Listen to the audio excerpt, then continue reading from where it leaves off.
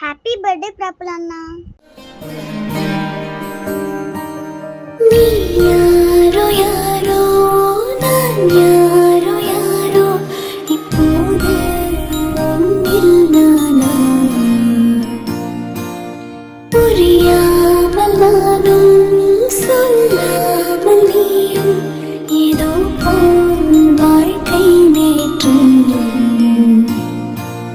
நான் மீண்டும் வாழும் நாள் கண்டு கொண்டேன் நான் சாய்ந்து கொண்டேன்